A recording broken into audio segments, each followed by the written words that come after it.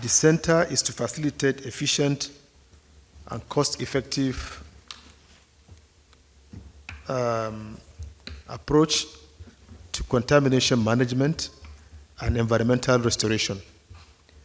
providing trainings and courses on remediation and skills on contamination technology, etc. The center is supposed to contain an admin block, auditorium, a research building, vocational study building, classrooms, male and female dormitories,